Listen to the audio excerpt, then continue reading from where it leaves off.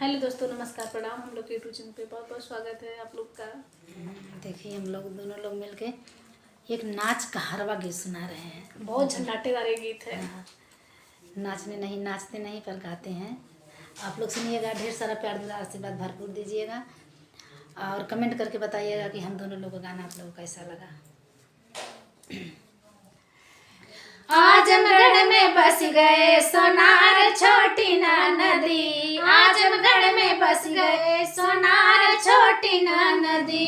हमरा के देख देख सोनारा मुस्की मारे हो, सोनारा मुस्की मारे हो। हमरा के देख देख सोनारा मुस्की मारे हो। गलिया बीच ससुर ठाड़ छोटी ना नदी, गलिया बीच ससुर ठाड़ छोटी ना नदी। आजमगढ़ में बस गए सोनार छोटी ना नदी, आजमगढ़ में बस गए सोनार छोटी ना नदी।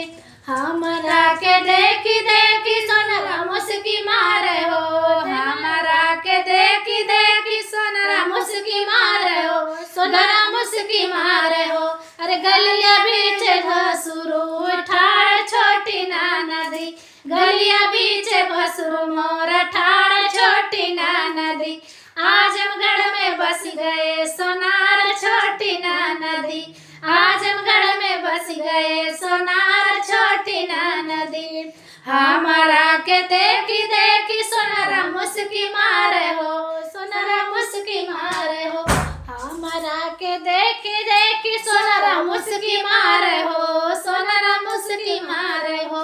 अरे गलिया बीच ठाड़ बाटे, अरे गलिया बीच देवरू मोर हास छोटी ना नदी, गलिया बीच देवरू मोर हास छोटी ना नदी। आजमगढ़ में बस गए सोनार छोटी ना नदी, आजमगढ़ में बस गए सोनार छोटी ना नदी। हमरा के देखी देखी सोनारा मुस्की मारे हो, सोनारा मुस्की मारे हो।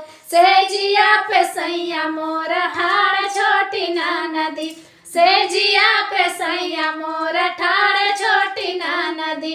आजमगढ़ में बस गए सोनार छोटी ना नदी, आजमगढ़ में बस गए सोनार छोटी ना नदी।